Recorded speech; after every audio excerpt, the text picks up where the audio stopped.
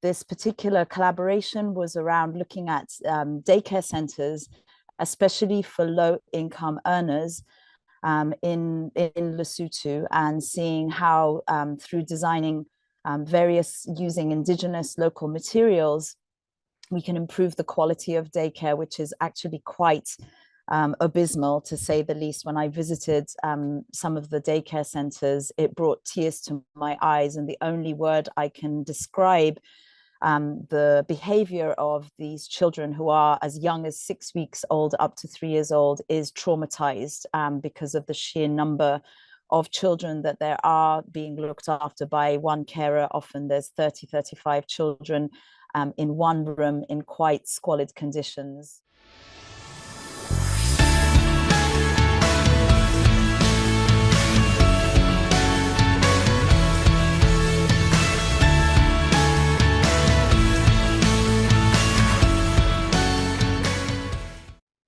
Good evening and welcome to the first APS talk of 2024. I'm Liane Bugeya, Senior CSR Officer at APS Bank. Our session tonight, titled The Architecture of Care and Nurture, features Daniela Gusman, founder of the groundbreaking social enterprise Rise International. Daniela will guide us through their innovative approach to combating poverty in Africa through entrepreneurship. Joining us are 7 talented Architecture Master's Program students from the University of Malta. They will present ingenious projects addressing critical childcare challenges faced by low-income factory workers in Lesotho, offering holistic solutions for meaningful societal impact. Daniela is a seasoned executive with over 25 years of experience in the private sector, as well as the international development sector. She has worked for various organizations, from large multinational companies to smaller grassroots NGOs across diverse sectors and continents. Without further ado, I welcome Daniela and hand over the floor to her. Enjoy the session. Thank you so much, Liane, and thank you very much to APS for hosting this talk. It's a pleasure to be with you all this afternoon.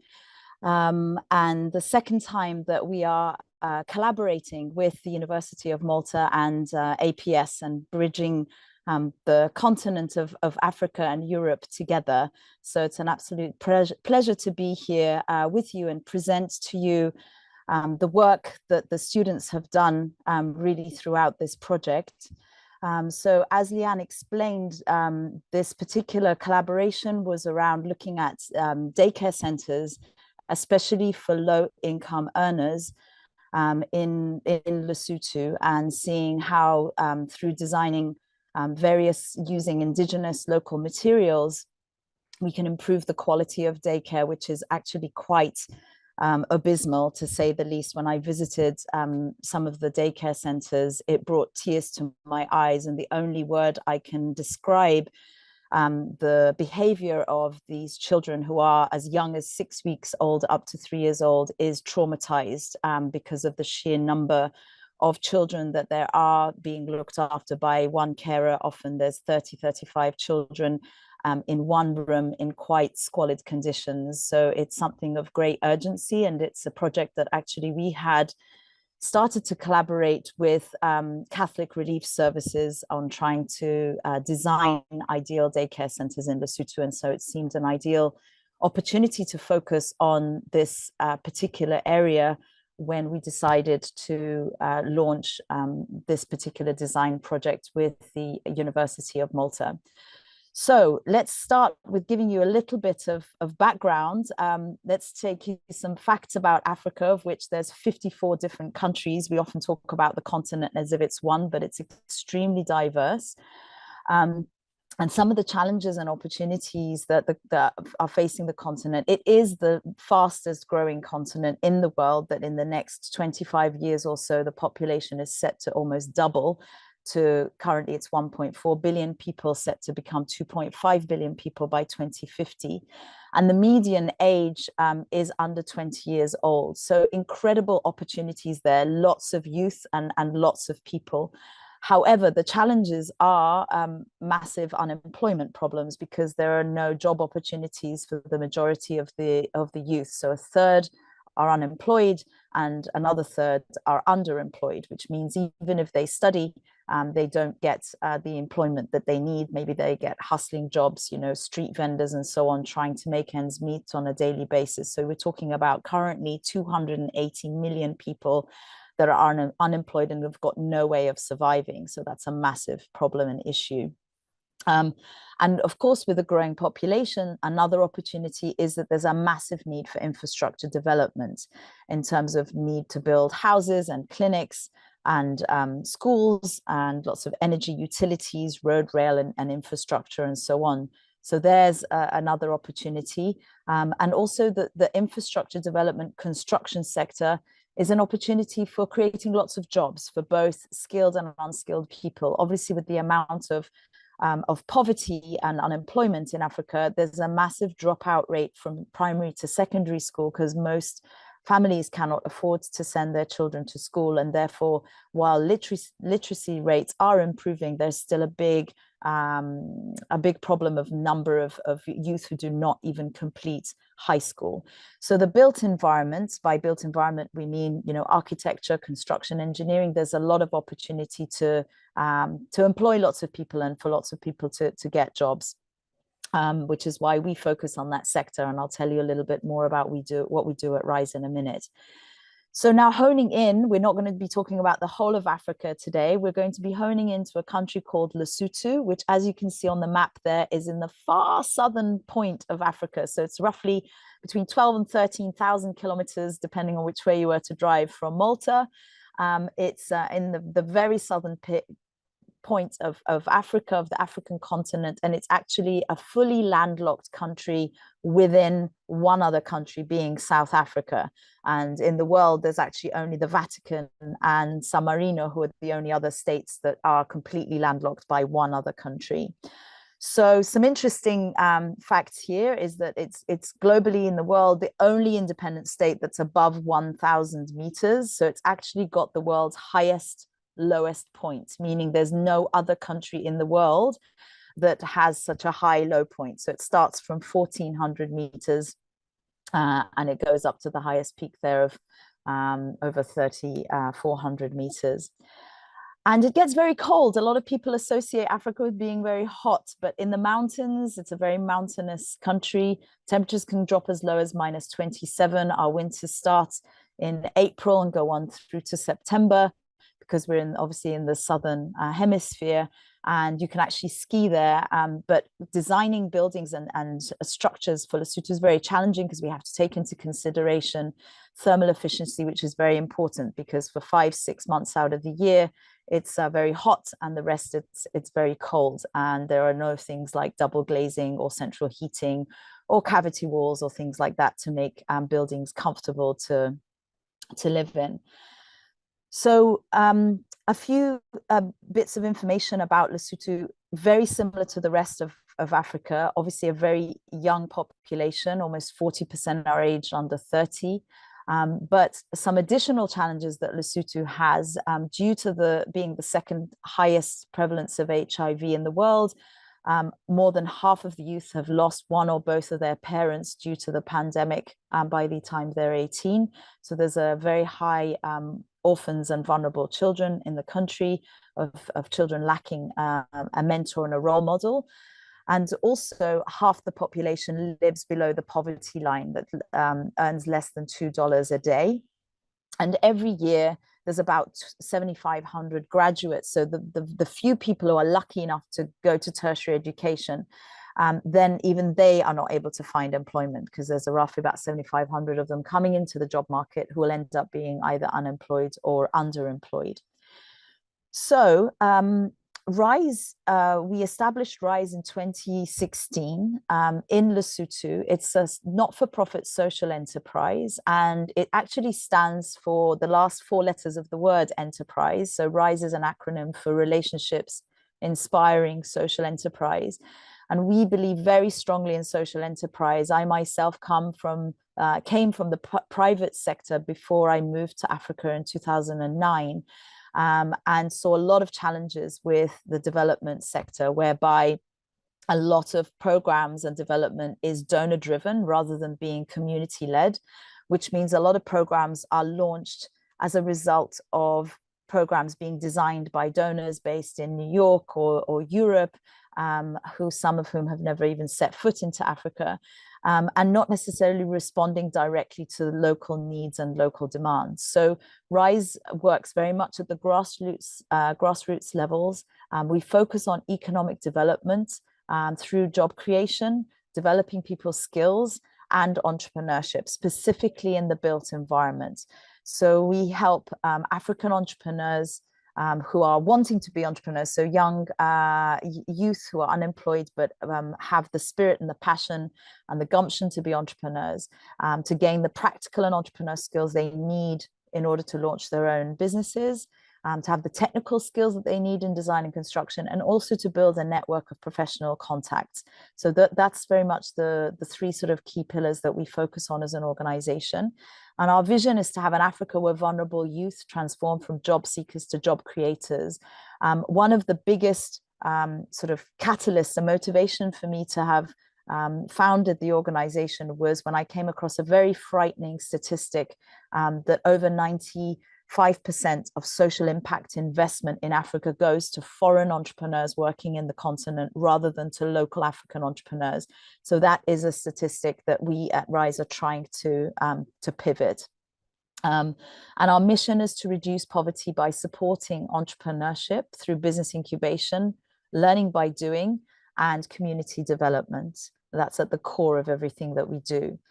So what we actually do is kind of a twofold approach. On the one hand, we are skills equipping young entrepreneurs and building their capacity in both their soft skills in terms of their ability to problem solve, think critically, collaborate, and communicate, and run successful businesses, as well as getting practical work experience. And then ultimately becoming job creators when they set up their companies. And on the other side, at the same time, we partner with vulnerable communities that need infrastructure development.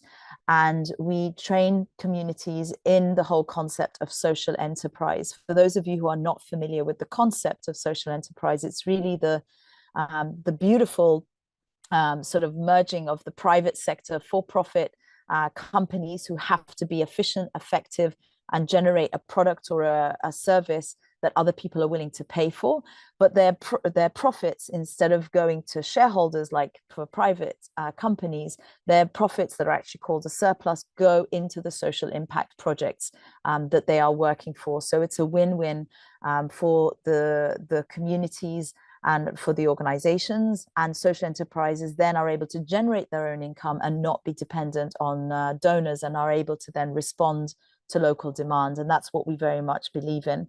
So we help our communities that we collaborate and partner with to set up their own social enterprises through the infrastructure that we develop with them, and that our young entrepreneurs develop and design with them. So it's a lot of co-creation and co-designing. And also in everything we do, we're trying to improve the quality of design and construction through both the design and architecture itself, as well as in the building materials that we utilize to try and improve the quality of lives, to get away from environmentally damaging building materials and building materials that have very poor thermal efficiency, to improve quality of design.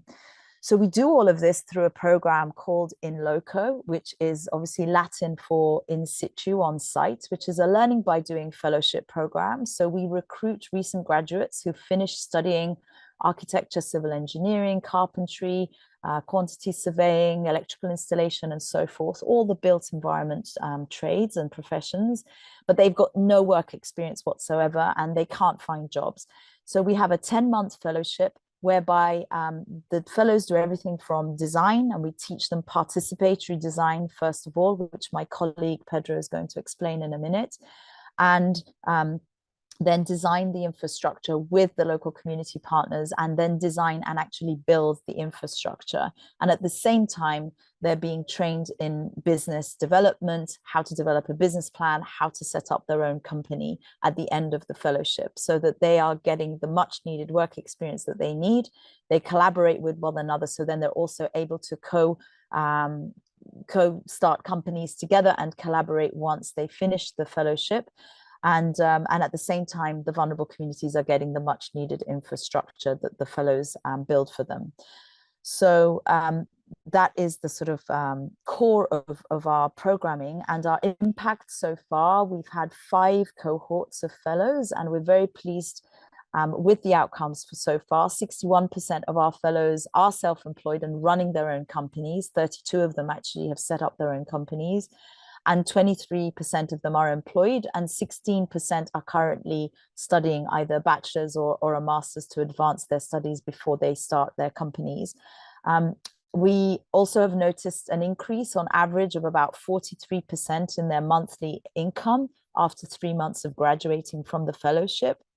And on average, each fellow creates employment for about 5 other people within 3 months of graduating from the program. So far, we're very pleased with the results we're seeing. And so to sort of summarize, we work with the support of architects and designers internationally to build the capacity locally, to build the capacity of African entrepreneurs through community-driven development. So there's a lot of collaboration and knowledge sharing and skills training and mentoring, and improving the quality of design and infrastructure in that process. And then members of our community and the fellows are supported to set up their own self-funding projects, and how to run social enterprises that then ultimately create jobs and give back to the community. So it's a very sort of circular design of our programming. And our approach is very participatory. So it requires a lot of investment of time and resources at the beginning, because we don't just go in, design a building and go and build it, or a program or a project, but we co-design, and there's a lot of reiteration of back and forth of trying to understand the needs of the local communities that we're working with, so that they are co-creating and they are leading in the process, so that it's never a point of handing over a project to them. They are owners of the project from the very beginning. This is also a more dignified way of doing development, and it's obviously a much more sustainable way, because the local community are the ones who are responsible for the project and going to be running it once the infrastructure has been built. And we ensure knowledge sharing, so that there's the sort of ripple effect, that then you get exponential growth of knowledge sharing and growth, and well worth the investment at the beginning. So we very much believe in high impact and sort of depth, not breadth. So talking of participatory approach, I'm now going to hand over to my colleague, Pedro Clark, who is one of the co-founders of RISE. And he has been leading this project and training. He specializes in participatory design, and has been training the University of Malta students, their master students in architecture. So he's going to be explaining a little bit more about that. Over to you, Pedro. Thank you, Daniela. So as Daniela says, participation has been an integral part of our work. It started from the very beginning. Daniela and I even met before RISE. We were both working in Lesotho at the time for different organizations. And later on, we met up, Daniela as a client at the time and me as an architect. And we started working on one of the first projects we did together, which was the Kick for Life Center for Hope master plan exercise. And from a very early age in my architectural career, I noticed that it was interesting to engage people in the design making process. And without much knowledge, I started doing it on my own. Later on, I gained a lot of more formal training in this through doing a master's degree on architecture and human development. And why does it matter? I think participation matters for many different reasons. As Daniela said, it empowers people, it allows people to make the decisions their own and then grow. A lot of this movement first got formalized in 1960s, and there were these 2 very famous moments. One was the student poster of May 68, which said, I participate, you participate, they participate. and they profit. And this was because the participatory methods have been in some ways cannibalized, and maybe people talk about them being used for manipulation, for therapy, for informing. But we try to really move on towards the higher levels of this Arnstein ladder of participation scale. So working in partnership, working in delegated power, and working in citizen control. A lot of these things were developed as tools for agricultural programs, for political engagement, for all sorts of stuff. And we've adapted it through our work to architecture. One of the most important people that works and practices and theorizes in this field is Nabil Hamdi. And he came up with this. It's a brilliant talk if you ever look for it. It's on the UN platform. And it talks about participatory practice being necessary because it's both efficient and equitable, is a fundamental to building community, which I've come to realize is equivalent to building the social economy of place and not just the market economy. That is the economy of assets, tangible and intangible, necessary for well-being and the sustaining of livelihoods. It is fundamental for human development, expanding people's freedoms and choices and their capacity to lead lives they value. As you can imagine, this wasn't written by someone that doesn't have practice. This was a practicing architect who then engaged more and more into the participatory world. We see a lot of potential in this, and we see it not just as a tool that has to be used in development, but that can be used all over the world. It's very useful for architects in general as well.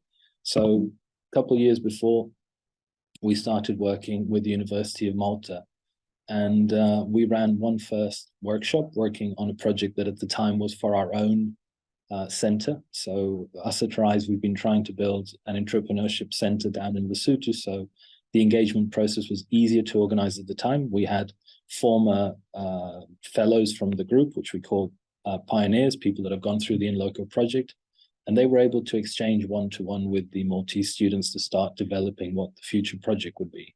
So that the Maltese students, although they were very far away, could understand the needs and the requirements and the challenges of the people they were designing for. Because participation allows you to understand the people and the circumstances that you're working for and understands what matters to them. The photo you're seeing is from the first exercises we did over, I don't know, almost 15 years ago on the Kick for Life Center. And then the In Loco project appeared later on, as Daniela explained, as something where we've partnered local people and international people in this hands-on design and build experience. We've always done it to try and engage and get this ripple effect, get people to learn more and match the expectations of the people we're designing for to the expectations of the people that we're building with, to the future of the community. So then it works as a rotating process and people can get much more out of it than if me or any of my architectural colleagues that are fully trained came and just designed something out of nowhere. I'm just going to show you a few examples of things where we engaged with this. This is a project, 2018 was our first pilot project, and this was God's Love Center. We worked again, as Daniela explained, with a cohort of people that had no experience in participation, no experience in practical work. They had just been graduates, some architects, some civil engineers, some builders of different skills, different trades, carpenters, plumbers. And together we came up with this project, which was a kind of like a halfway house between an orphanage and being fully independent. And we thought first that we were going to put in this new building because we knew it was going to be part of the orphanage. We were going to put here the younger people, children with the house mothers and everything. But through discussing with the people that run the organization, with the children themselves, we realized that the older people, the older boys and girls staying at the organization would like to have a place where they could start to learn to be independent. And so the actual design brief changed massively because of the engagement exercises that we did. Some of the actions, as you can see them here in practice, the fellows, the people that we engaged with, explaining and learning from local people, from the people at the orphanage. And we engage all the way with children because some of the exercises we train and we specialize in can be done to get children to talk about their needs, their aspirations, the thing they would like.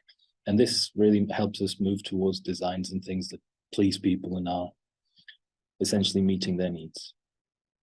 Just a few more photos of that. The year after that, 2019, we worked on the Adal Center, which was the first timber building in Lesotho and an agricultural plot of land, fully built out of timber, I should say. And we had very specific requirements here.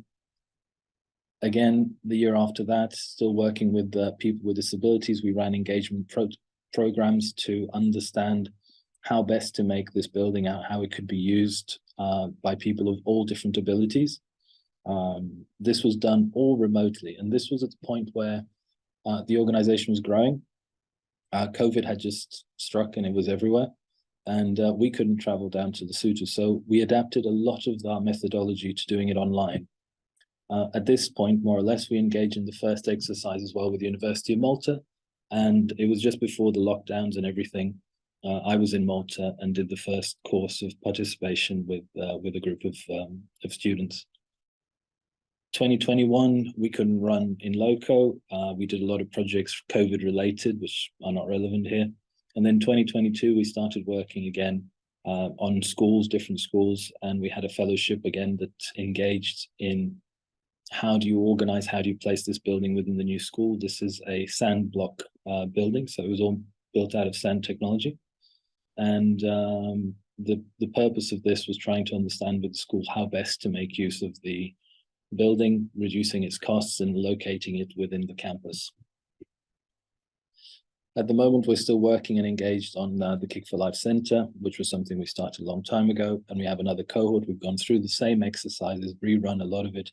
And I'll show you how some of these exercises can be run even from overseas, even never having been in Lesotho, and how we did this with the students of the University of Malta. The workshop that we delivered focused mainly on a couple of 4 key exercises, which are a day and a week in the life of somebody, which basically invites local people to tell us what do they do in a day, so that the designers, let's call it like that, can understand if there's anything that we need to cater for. And this can be done by a series of questions, by exercises, by drawing, by mapping out how the day works. It can be done with formal or informal interviews. It can be done through a conversation. There's many different ways. These ones here that you see are from the Kick for Life exercise. And then the problem and solution box. So essentially, this is a really cool exercise, very easy to run if you ever have to discuss things with a lot of people. Instead of having everybody shouting what matters to them, you get everybody to write down one problem on a piece of paper. All those pieces of paper are put into a box, and then one by one, you take them out of the box, you read them out, and you try and come up with a solution. Then you can do the same thing with the solution box. So it's very simple, very interactive. And we first ran exercises at the University of Malta digitally this time. I was meant to be there, but unfortunately wasn't able to attend for health reasons. And we ran it also digitally to get people to understand and get engaged with these exercises. There's tools online these days that you can use to run some of this that kind of work like placing posters, which you can see at the back here. Post-it, big marker pens are very much part of this type of engagement. And we trained a couple more: participatory mapping, ideal sketching, which all focus on different parts of trying to adapt participatory tools to architecture. I'll show you a couple of examples now of participatory maps done remotely with the students. So they printed out the photos, they identified on the map and wrote what they were looking for. And then we sent these maps down to some of our alumni, so the pioneers, and they went around the streets and they mapped out with red all the different shops and all the different things they knew existed and they knew would be relevant to the project. We did similar things, asking them to take photos, because although Google Street View now allows you to go almost anywhere on the planet and see, sometimes the time lapse between photos being taken is very long, so you don't see an actual picture. So again, we sent these down, asked people to take photos, and then they'd take photos and send it back to us. We also did formal and informal questionnaires, because we were talking with parents and day keepers of people in community care centers. We couldn't have direct engagement for purposes of language, but also child protection. We had all of this done through interpreters and people that work in the centers working with our pioneers. And then we were able to come up with maps. This one was done even before, showing all the key elements that might be relevant for the design exercise, which, as we've discussed, was looking at how these CRS daycare facilities could be improved, expanded, and prepared for different kinds of things. Daniela, thank you. Over to you.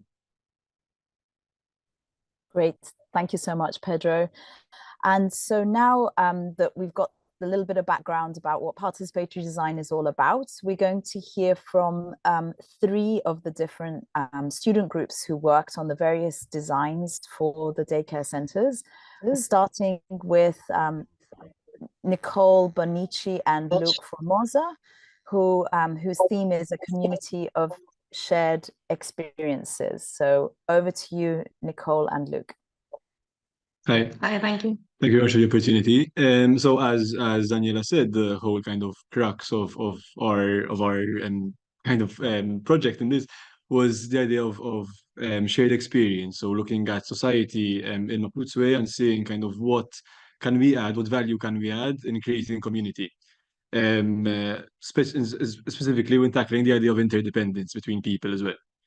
As was mentioned, basically, we kind of, this context is obviously very alien to us when we had done the project.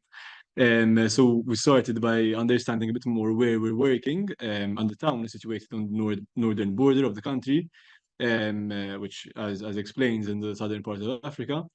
Now looking at the context of the town, basically Maputo is a smaller town consisting primarily of low-density housing, and it is surrounding an industrial core. And many people from rural settings move to this town to work in factories, sort of a phenomenon of urbanization, sort of with the majority of these being workers, specifically single mothers with their young children.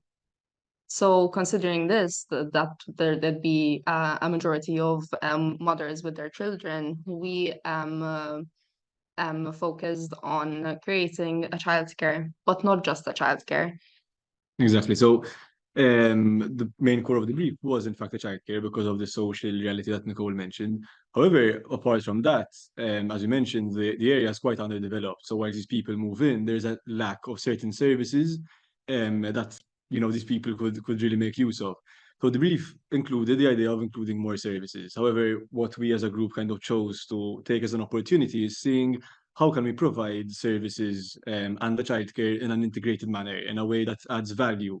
So not just throwing a number of buildings scattered around the town, but what can we do to consolidate this reality, basically. Sort of, we did not want to simply plug into a system that doesn't work, but rather we wanted to provide the ingredients instead of sort of spoon feeding this utopia, so that then through our intervention, they could have the tools and resources to sort of work and improve opportunities themselves. So basically our aim is to support the mothers by fostering community. And then that in turn obviously will enable them to support better the children. Design against loneliness, especially more than for the children, especially for the mothers who work in this very lonely environment. And this will in turn empower them to seek better opportunities in their lives. So kind of by creating this domino effect, by initially supporting mothers, we hope to overall increase societies as a whole quality of life.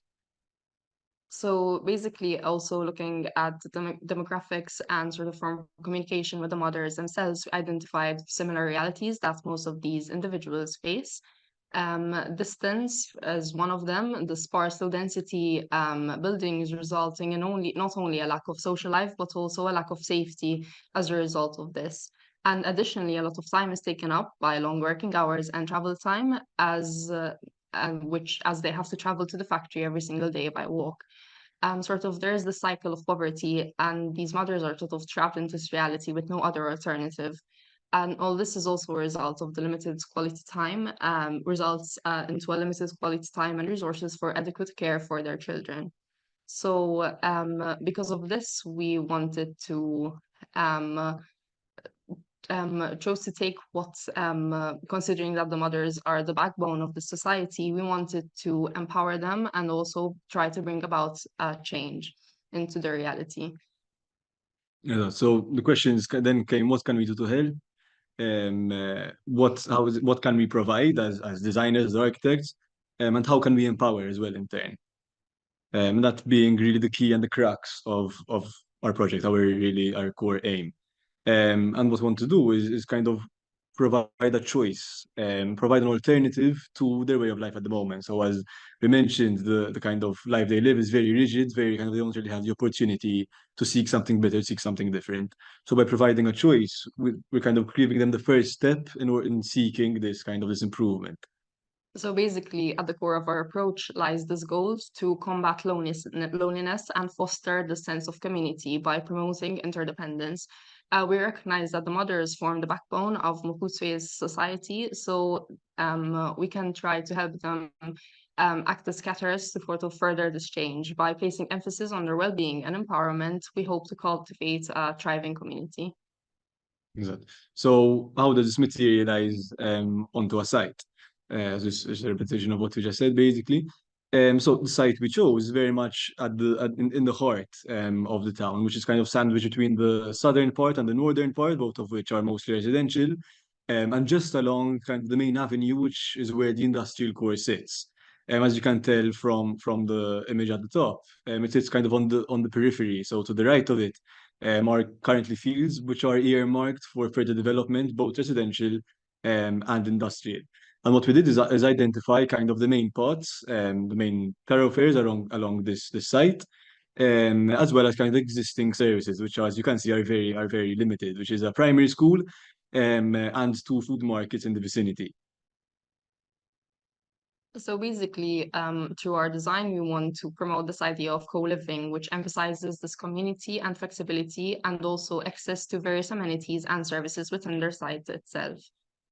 So this is the basic master plan that we're providing. Basically, it's a network of neighborhoods that we want to provide for these mothers, as well as childcare integrated within it. So sort of by taking the saying, it takes a village to raise a child, almost literally, a network and a support system are created between these families. The same way that the child is a priority for the mother, sort of the core, the childcare was put at the center of the community, sheltered by the houses that will be surrounding it. And in a way, the village is the childcare itself. Simply by having this interaction between the families, this proximity, the children are being nurtured together as one, basically. Exactly. So I'm taking a view and understanding exactly what it is we're proposing and designing. This will be kind of a 3D view of it. Now breaking it down, kind of looking at literature on the topic, we can see that at the core is the home, is the single family unit. That's why we're proposing co-housing, not shared housing, and that there are still individual family units. But above that is the neighborhood, above that is the community, and that all fit within the city and in a wider context, of course, the country, etc. So by operating in this and identifying aims for each of the levels, we're able to design for them and able to kind of cater for the growth of each at its own level. So starting with kind of this nucleus, as Nicole mentioned, there are individual homes and a number of services, which we'll explain shortly. And the idea is that there's a network and a connection between them. And the idea is also organic growth. So as you know, it catches on, or maybe the need for a new home arises or a new family wants to move into the complex, growth can occur. This happens not in a vacuum, but in the context of the other services we are providing, as well as various public open spaces which foster this idea of community living. We'll also explain how by explaining what services we are providing. This creates a consolidated neighborhood, not simply a scattered collection of houses very sparsely situated, as is the current situation. Also, part of the site, which is earmarked in yellow, and in the bottom right side of the slide, is reserved for bamboo plantations. Now, this is a kind of experimental material that isn't really used yet in Lesotho, but from the research we had conducted, it turns out that there is a species of structural bamboo that seems to respond well to the climate of Maputo. Of course, not being able to test it, but so from the literature we found, it seems like it is a relevant intervention. So yeah, that this bamboo, apart from providing jobs in terms of its production, will be used as a building material and a source of fuel as well. Exactly, like the charcoal made from the bamboo itself can be used for heating and cooking so that we could facilitate the self-sufficiency of the village itself. And as well, additionally, through the offcuts that they get from the bamboo, they can create their furniture and toys for the childcare, etc., which would additionally create potential jobs and more community integration, etc. So, This is just a quick schematic of how a wall can be constructed using half of bamboo, an insulation material made from the husks of the bamboo and and dried leaves as well, and then the other halves of the bamboos basically. Now understanding, as we mentioned, zooming in into one kind of neighborhood chunk. This would be a simple plan of what it would look like. And the idea is that there are, as we mentioned, the idea of home we're at the kind of the neighborhood scale at this point. So looking back at it, we can identify that one of the first uses is toilets. Now, unfortunately, in Maputo, it's not common for many households to have their own indoor toilets. So rather than simply proposing that each household has its own indoor toilet connected to some sort of plumbing sewage system, which is unrealistic because it does not exist, as citywide infrastructure does not exist. We're proposing the installation, at least at this stage, of the grid toilets that are self-catering.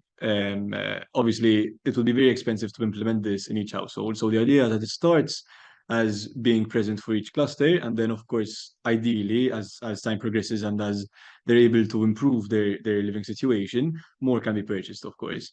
The next thing is a water kind of unit. Again, as you can imagine, there isn't a centralized plumbing network. And so by providing these wells and storage containers for water in each cluster, you create this kind of nexus for people to gather water from. And finally is a waste collection, a waste depositing area, which is there for waste collection. So waste isn't collected door to door as it is in Malta, of course. So instead of just throwing garbage in the streets or digging a hole and throwing it in, as unfortunately often happens, by providing a place that is specifically for garbage to be deposited, we're kind of helping shift the culture away from just discarding rubbish wherever it may be, but into a centralized point. And finally, in a number of different areas will be these kind of large communal kitchens, outdoor kitchens, because even though the climate of the place is quite a cold one, outdoor cooking and outdoor living is still very much part of the culture. And so this will be one visual of these various uses and how we envisage them to be used. So, different people from different families and different ages interacting in a community, but still having their own individual homes. Looking at a specific unit, the idea is that the living space, will be constructed out of ram dirt, as the earth on site is suitable for this construction technique. And there's a number of platforms around it, where there's bed 1 and potential bed 2. Why potential? Because the idea is not that we simply supply ready houses for them to move into, but there's a core onto which they are able to add these accretions, these additions, as needed. So they might need 1 bedroom, 2 bedrooms, 3, and they can add on as the family grows or shrinks, etc. And this is just a couple of sections showing the different heights and sizes, so to give an idea of scale. And the idea as well is that on the left-hand side of section B, there is a covered outdoor space, because as I said, even though it's a cold, wet climate, outdoor living is still very much part of the culture. So by providing a covered space, we're kind of facilitating that experience basically. So now, okay, so these are that highlight of those spaces we mentioned. Exactly, there's the meeting area and the fire pit where they can cook, and allowing spaces for encounter and interaction. This is the water, as mentioned, and the toilet system. Yes, with the filtration system, basically. Okay. So basically, then moving on to the more community level, this consists of a childcare and a community hall. Basically, this consists of different sleeping areas for the different ages, all the kids that will be part of the childcare, and as well as indoor and outdoor play areas and the kitchen. Additionally, on the other building, a co-working space for the older kids would be provided, as well as a multi-purpose hall in the other building that could be used for events as well as workshops, and can be used by the whole community. The form of these spaces also create a variety of pockets and areas varying in degree of interaction and socialization. For example, a more sheltered area here is provided for the younger kids that act as a play area where they can play outside, but also with a permeability for the inside as well. More public area for the older kids is also provided where they can play with furniture and toys made out of the bamboo. And then a more community integrated area is provided, which is closer to the rest of the houses so that the children can have this interaction with the rest of the mothers and village people. So this is the playing space for the younger children, and this is the hall where the older children can come together and work on their homework and build up skills as can seen over here. Additionally, this design, as mentioned, also provides this permeability of the inside and the outside, giving the children a space to play while mixing with the other children from the childcare. So apart from this element of play, this also allows for further nurture and the shared responsibility of the younger children as for the older children, basically. And this is the older children and younger children interacting together. And then moving on to the multi-purpose hall, basically this hall affords a space for events and gathering to take place, generating activity within the community, as well as an income for the community. Sort of this versatility of the hall allows it to host a wide range of activities such as community celebration, cultural festivals, educational workshops, etc. And additionally, on a day-to-day basis, this hall provides the means for a bamboo workshop where mothers are given the opportunity to build woodworking skills and create toys and furniture constructed from the bamboo and bamboo offcuts that they will be taking care of and planting themselves. And then additionally, these items can be used by the children of the childcare or within the homes itself as they continue constructing their houses. Additionally, the spaces around their houses can be used as markets, mini shops as well, where individuals can sell any crafts that they had made, promoting entrepreneurship and giving rise to alternative jobs and businesses. As seen, like the extension of the houses can be used for these reasons. Also, on a more practical level, integrated in the design of these buildings is the collection of rainwater through slanted roofs and gutters, which are also made of bamboo. And then this water can be used for domestic use for all the houses, as well as for agricultural use for the growing of the bamboo and other crops. So overall, this creates a cohesive and self-sustaining neighborhood with opportunity for growth and expansion. What we mean by this, as mentioned, is the immediate projected growth, which is where each family residing here has the opportunity to add onto their dwelling using the resource of bamboo that is grown in the community itself. And additionally, over the years, there is the opportunity for this system to be applied throughout various points within the city and adapted to the particular site's needs. For example, creating a network of neighborhoods and resources and support for the mothers and the children alike. So that's it. Basically, that's our design. Thank you. Thank you. Brilliant. Thank you so much, Luke and Nicole, for that great presentation. We'll now go on to the next group. And if participants have any questions, please type them in the Q&A box, or you can save them till the end and we'll be addressing them. But we are answering questions as they come up in the Q&A box. So our next presentation is from Kenneth Cardona and Albert Bartolo, and it's entitled The Journey of Hope and Community. Over to you, Kenneth and Albert.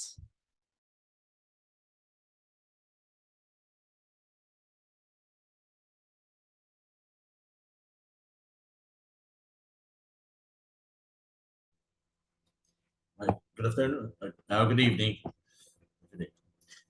Basically, we'd like to thank you for the opportunity, first and foremost. Basically, as our colleague said, and we will be discussing our project, which mainly deals with the primary two users, which are the kids and the mothers. And we will be basically designing and proposing to design this hub where it caters mainly for these two particular users. starting off, we analyzed some issues in continuation to what was said before, where we analyzed flooding, electricity, water issues, lack and adequate drainage systems, large variations of climate conditions, considering it's found very far from water. For us, it was quite a challenge to understand how the sun orientation wind affects the land, but also the way of living, the building materials available because we had limited materials, and also what can be reused, which was quite a big challenge for us. And inequality also, it was quite of an issue according to the data that we have accumulated. Exactly. Other issues are that Lesotho relies a lot on external businesses, and we thought that it's a good idea that we provide them with the initiative to start their own businesses, even for the mothers. The lack of gas, that their gas may be lacking sometimes, and thus cooking might be a problem. And we wanted to also give an opportunity where how they can cook every day, like. The high rates of criminality, the high rates of HIV and AIDS, low pay, and also the level of education doesn't care for all ages, and it's a part of something that we wanted to include also in our project.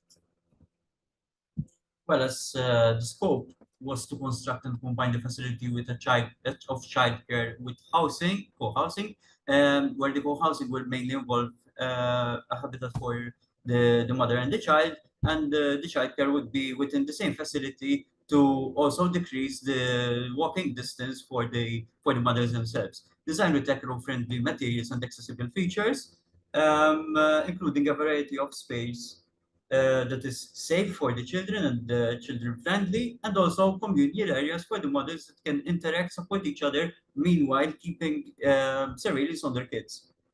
Exactly, and that's the objective, so naturally from the scope that of creating a nurturing and secure environment for the mothers and their children that will be using and living in the space that we are going to provide.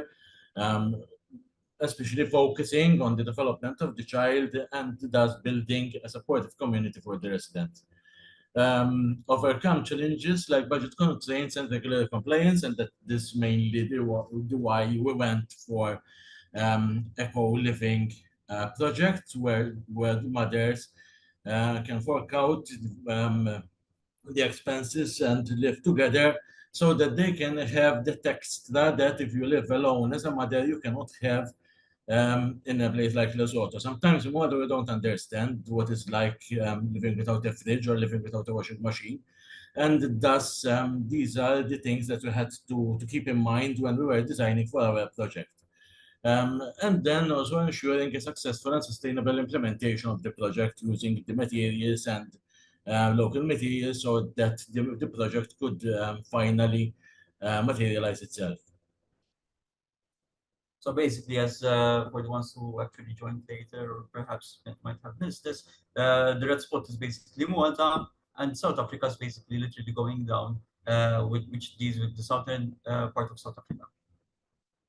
This is Maputo, and we had like basic information where we analyzed all the daycare centers, which are marked in blue, some markets, area, and facilities, in order to understand how the site plan looks like. And selecting the site was crucial to us. So we wanted to find like an in-between kind of zone where it can possibly create potential. Moving on, we actually managed to find a site which is in between, like in the periphery of the one marked with red. The one marked with red, which is the periphery of the residential area and the factories. Basically, the reason being it's like to support both areas and to create easily access for the people who live and cater within But that zone. even keeping in mind that most of the mothers work in the factory area, so that reduces the distance, the walking distance for the mothers to take their kids to childcare and then go to work. That actually right now it's taking quite a lot of time for the mothers to do this thing. The football ground that is very near to the site, so that the children can use also the football ground as their extra curricular activities and so on. But even important is the symmetry, because the symmetry for the people in Africa means somewhat different from what means to us, because being near your ancestors or dead ancestors means that you are always protected from them. So that gives a certain importance that the site is located next to a cemetery there, as you can see from the image that we are providing. We also had like some photographic images passed through, which were really helpful to understand the site and the conditions that we're dealing with. Basically here it's saying the arrows are indicating which areas are the images taken from. And moving on to the main concept, can it guide us? As a main concept, we didn't want to give something new or something related to architecture, but we wanted to keep it to something that the people of Maputsu are used to. And we look about the Rondeval, that is their traditional way of building. What happened in the Rondeval is that it was they did like everything inside this tent: cooking, living, sleeping, giving education to their children. And we thought, like, why don't you do a big rondeval where we can input all our functions that we want to include in our projects? And that is what like we achieved and we wanted to achieve throughout our design, as you will see from the renders and from the plans that we will be showing next. So we started sketching, we took it to the boards. Like the main idea was actually make it as simple as possible, so that children won't get lost within the hub, within the facility, and it's always a loop, so they will always go around exploring different things, and the models can visualize and have this natural surveillance, so to say, from every angle. So everywhere you go, everything revolves within the center. We were moving on with massing, and also exploited the idea of having it at the same level for the reason to allow more natural light. So we're having the classes on the morning light, like having direct sunlight, so that the children can have direct sunlight while they're learning, while the sunset would be falling and facing the kitchen area, which is found on the right hand side. So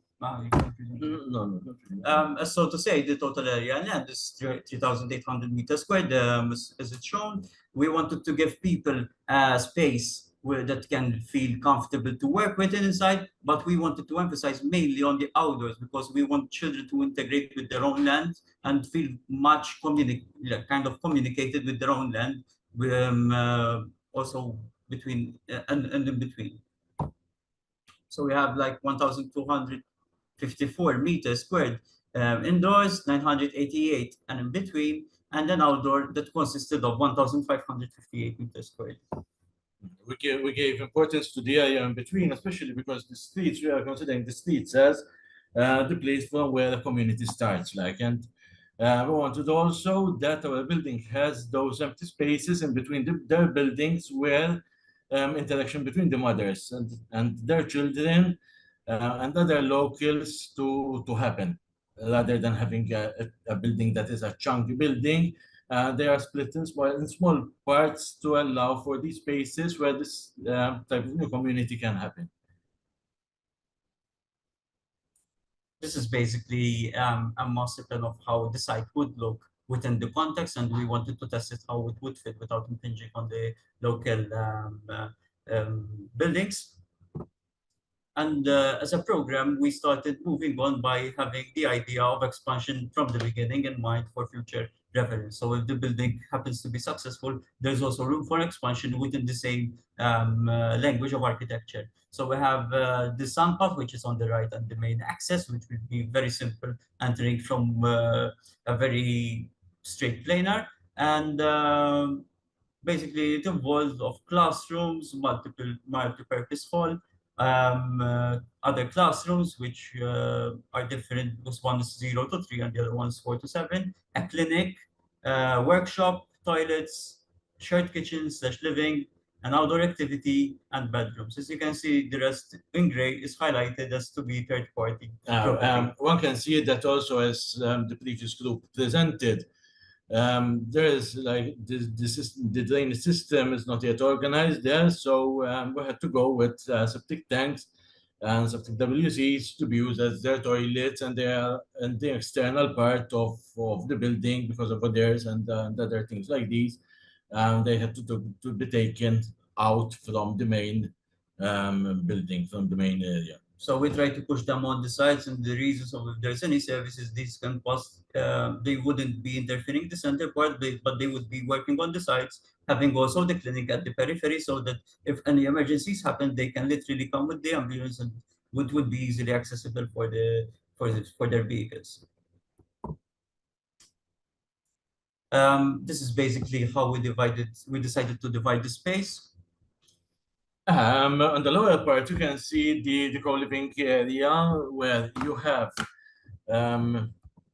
sorry about that. Where you have the bedrooms that will be used by the mothers and their children that are on the sides, while there is the shared living space and the shared kitchen in the center. As we already talked about, the bathrooms and the laundry facilities are on the external parts of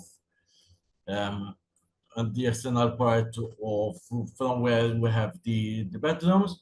In the center, there is quite a large blank area where the children can play and interact with each other. Also, next to the kitchen, there is an outside area where cooking could be done, just in case gas isn't found to be used in the kitchen and to cook with. They could easily use logs and use wood so that cooking is done externally. So moving on, we also have the classrooms where the left-hand side would be, which is number 12 in this case, the area where you have 4 to 7, and in between passage that would actually serve as a barrier both for sound and noise pollution, insulation, and a multi-purpose hall which is marked in 15. So these users can actually use it also during weekends, so it would have like multi-purpose rows during the day and night. While the number 17 is the other classroom, which is evolves from 0 to 3. You have the clinic also on the number 18. This is basically a slice cutting through the building, having different functionalities and area how they will happen from left to right. As you can see, you have the workshops which are found on the left, moving on to classrooms where there's like the number 4 room, so that it would even be more playful to the kids by having these numbers. An area which is outdoor, so they can play, and the rooms that units, so to say, that where they can actually sleep during the evening. Another section, practically, it is showing the same thing, cutting to another plane in the building where one can see like that the most the outdoor area, the outdoor cooking area, next to most of the space is taken by the outdoor area where children can play and interaction can take place. Okay. These are some basic sketches that we were actually taking into considerations, having like lights of play and shadow, while the workshops can be easily moved by using different kind of materials. And also on the back that we considered that tanks can be stored at the back, so that water tanks can be also reused. Further ideas of what we can integrate for the kids to play with, and make it like using recycled materials. Like tires that can be used for children to play with, and nets and ropes, rocks. We wanted to give them this idea of like interacting more with nature, also nature-based learning, so that they can actually feel and sense through all the senses, all the 5 senses. Further visuals, perhaps even integrating some animals such as rabbits, and feature walls that would include glasses to allow more light, and also having blocks of bricks. That is a feature of having a cement wall together with glass bottles that will create from the inside a colorful play and movement of light in the internal part. by creating these colored bottles and the effect of the sun going inside the building. Also having features like windows that can allow temperature changes and also the quality of air. So we also consider that, you know, might be kind of like a real project. So air, for example, to the kids must be very important, and we need to keep that in mind also, not just sun orientation. We looked at construction materials and how these materials will come together.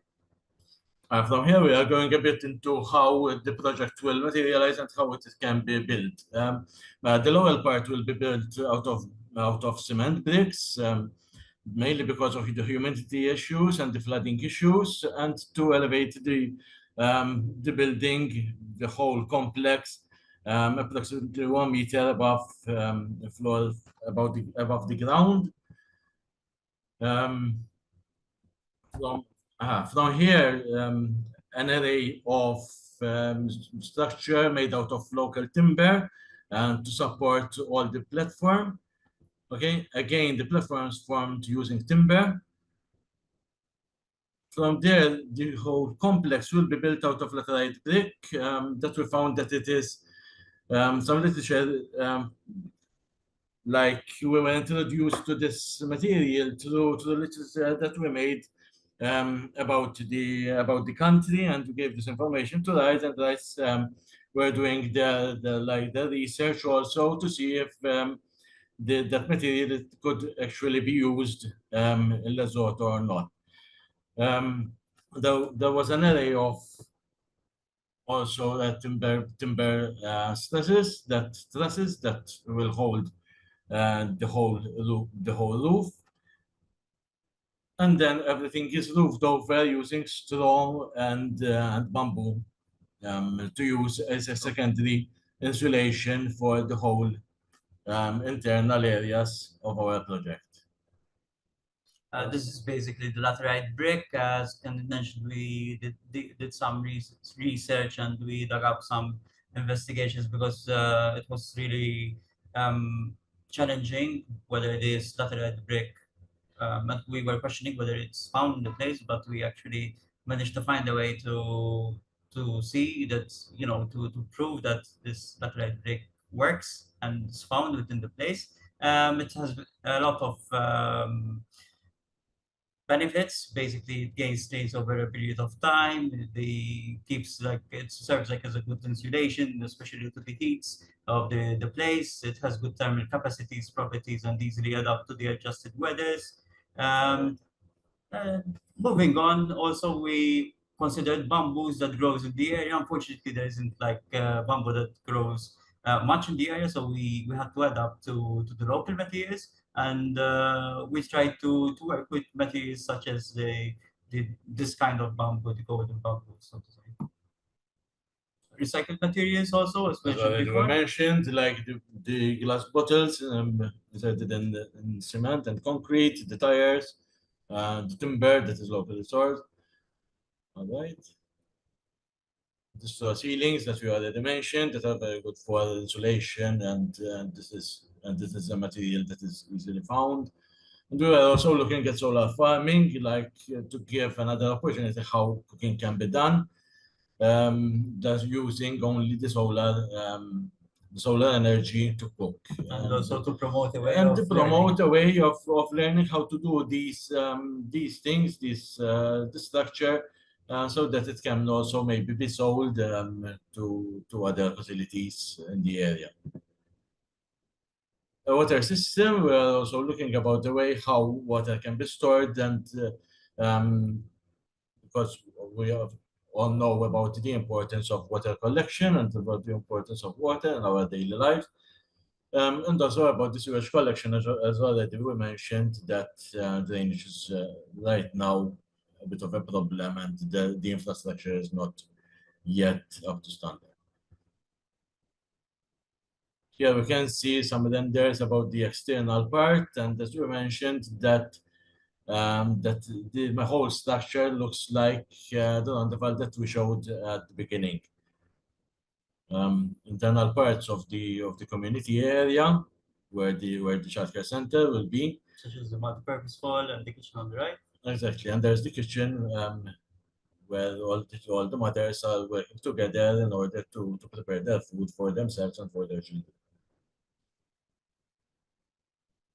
This is the playing area, and all the streets lead, like the streets between all the buildings and under the whole roof that lead all to the center and um, to the open space in between all in the center. The exterior. Yeah. Basically. Thank you very much. Thank you very much. Fantastic. Thank you so much, Kenneth and Albert, for those beautiful designs. And we'll now hand over to the third and last group of students who are going to present to us. That's Kirsty Borch, Julia De Bono, and Andre Mifsud. And if I can ask you guys to please keep to the timelines, because we're running a little bit over time. So please stick to the 15 minutes or less. Thank you. Over to you guys. So hi, our project is titled A Day in the Life, and it's not working. No? Okay, and basically we prescribed our whole project around the day in the life of the women of Maputswe. The information given to us was provided to us by RISE, and this basically formulated our concept by understanding what these single mothers go through every day. So their timetable and what they go through throughout their day and what they need and how our project can benefit them. Okay, so when looking at the situation in Maputswe, looking at the day in the life of a mother and child and listening to their stories, we noticed how the Mother's Day is encapsulated in the hectic and extroverted side of society, while the child helplessly exists in the blank-faced world of makeshift daycares, seeing their mothers at the end of the day only to be separated again when chores have to be carried out at home.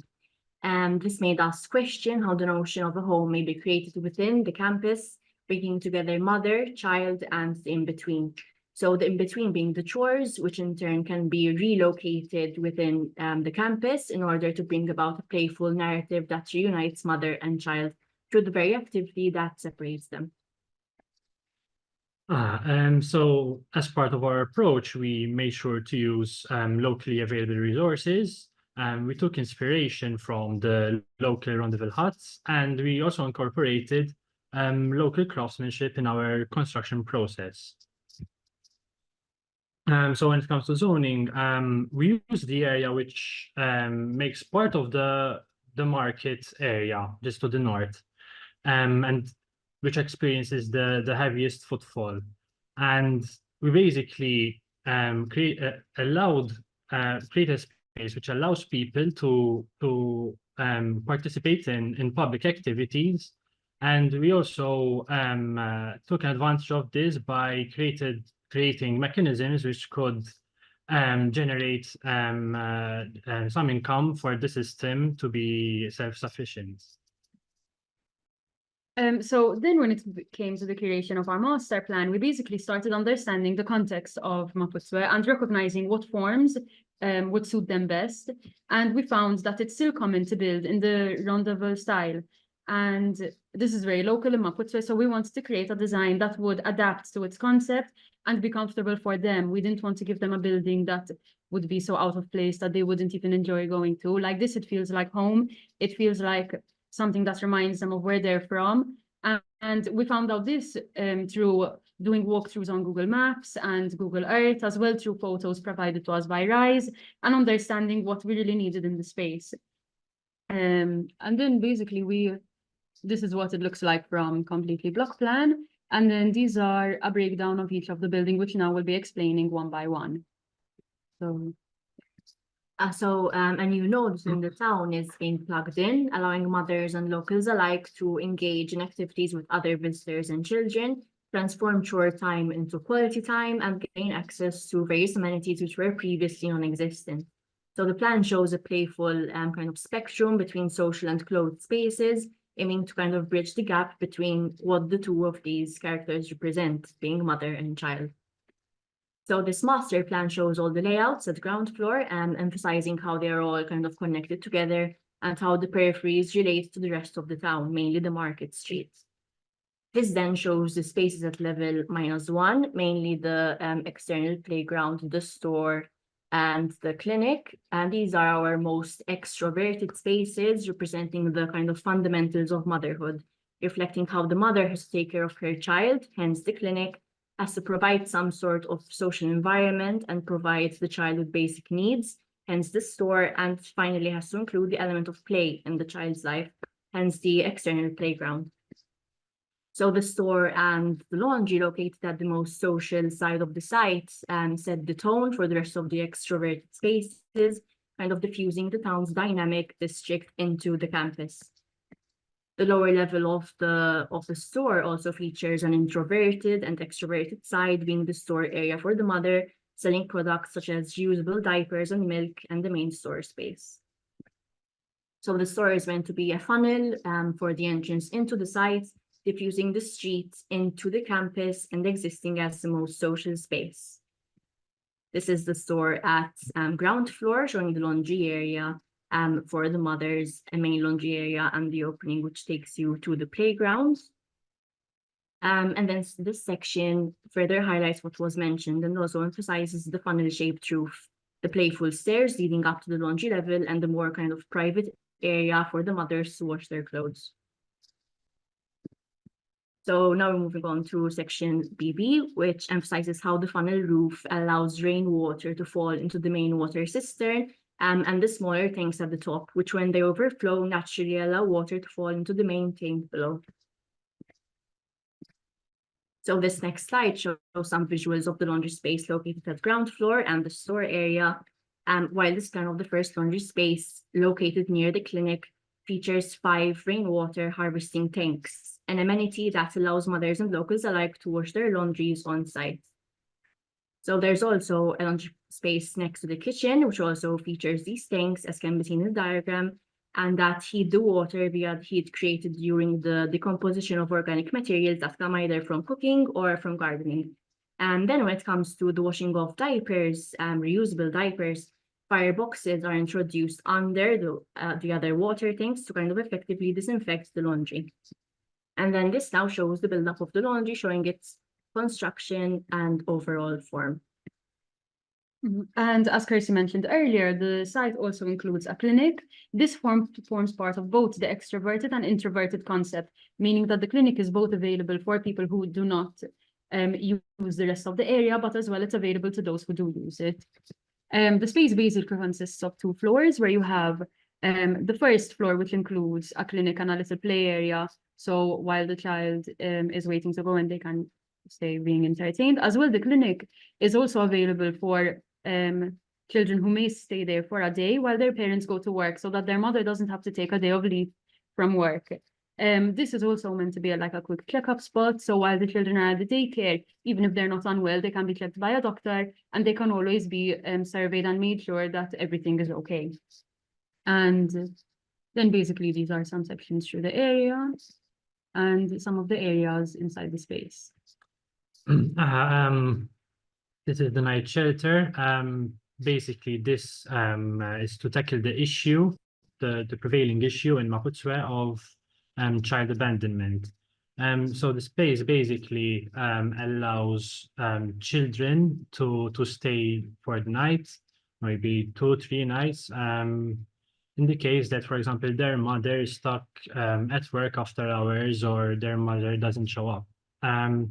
And it also has spaces which allows a mother to stay in a space together with her child in the case that, for example, she goes very late and to pick up her child. And this is a service which can be offered to the mother as well. So then we have the communal kitchen, which allows for mothers to prepare lunches for their children, whilst also serving locals and the users of the campus through these serving windows. Then cutting a section through the kitchen and the care section, it shows some elements such as the lower counter space for the kids and storage space in the carers' quarters. This is the daycare center. So basically here we are using ideas from the Finnish and the Montessori systems, where children can learn soft skills. And this is done by children basically answering their own questions by choosing what activity they want to do for themselves. There are also areas for a sort of sleeping quarters where children can sleep, and there are separate areas for 0 to 1s or 2 to 3-year-olds. And this area just caters for 1 to 3-year-olds, and then there's another center for 4 to 7s, which we will go into later on. These are some sections going through the daycare. And here you can see just an idea of some furniture which can be made by recycled wood, not recycled, by reusing wood from older furniture, for example, and incorporating it into the daycare center. Then the area will also have a 4 to 7 school. Basically, in Maputswe, most children begin primary school at the age of 7, unlike here in Malta. So most daycares as well that they have at the moment only allow children up to the age of 3. So any child between the age of 4 to 7 is kind of in a limbo of where they can go and stay throughout the day. So this would be basically a space where they can go.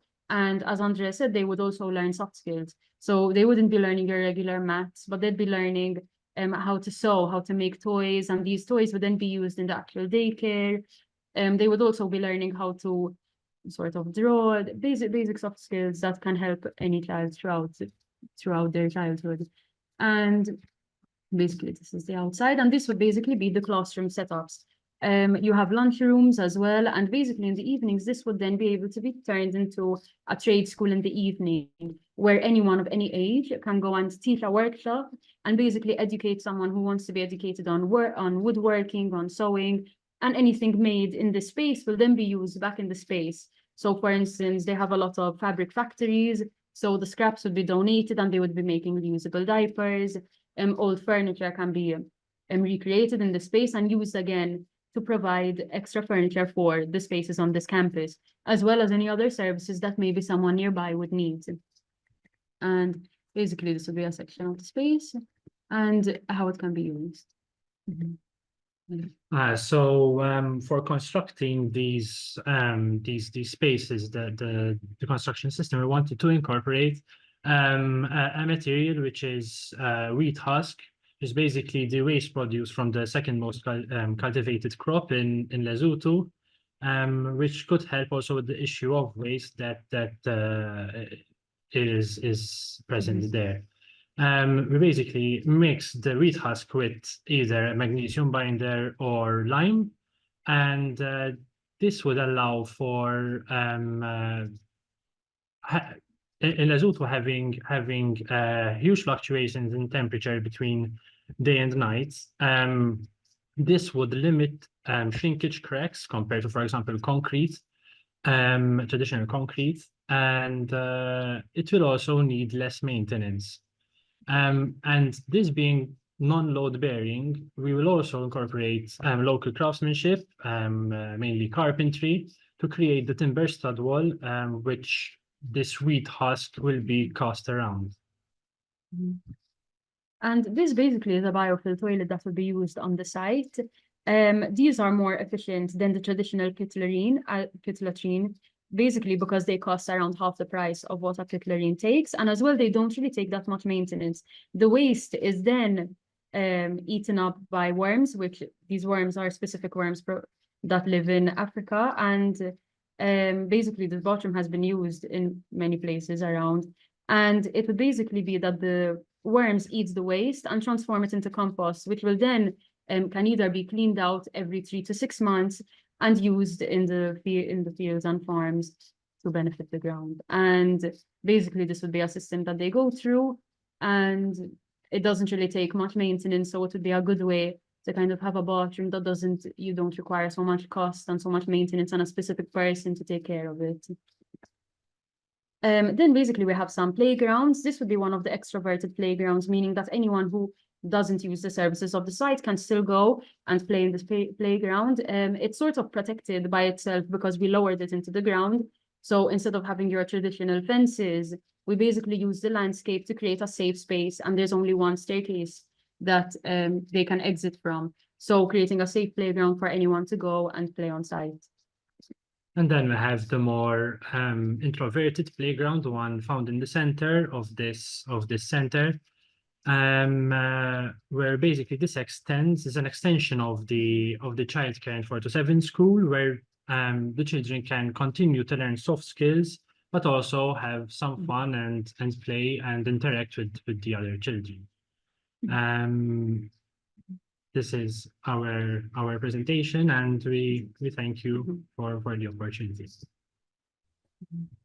Fantastic. Thank you so much, Kirsty, Julia, and Andre. And some amazing ideas there from all 3 groups. And then there were other groups of students also who worked on this project, but we could only select through the groups. So thank you all so much for all your work and research and information that you went through. So we'd just like to conclude now by handing over to Dr. Alexia Mercia, who's a lecturer at the University of Malta and who is leading the project with all the students. Over to you, Alexia.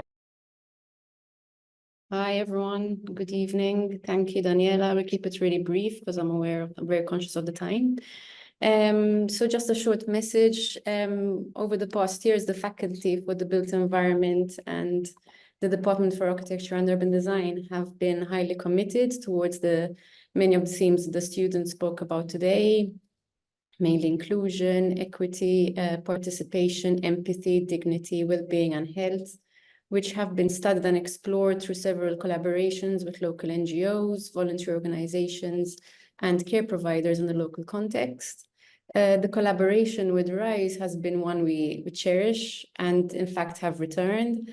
And for the strong sense of participation and co-creation it instills in our students, and also for the steep learning curve it affords. Stepping into a context as an outsider is a notable challenge for our students and an opportunity to question everything they know, to really start from basics and look more critical at everything we would generally take for granted. This is generally even more complex when operating in a context that is so different to the one that we are accustomed to at first. But once we explored further, even in this case, we start to realize that the core values are very much the same. In this case, the values of community, care, nurture, and the strong bond between mother and child remain central to the narrative throughout, as the core themes which also emerged from the same Lesotho context as we experience here in Malta.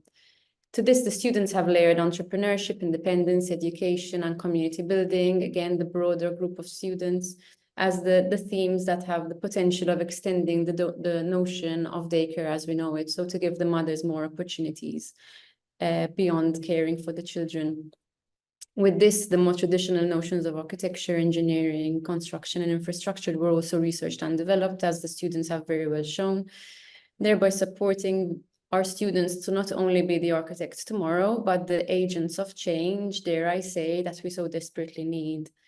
In conclusion, I'd like to thank Daniela, Pedro, and all the team at RISE for their commitment and unwavering support throughout the process, even of the second run.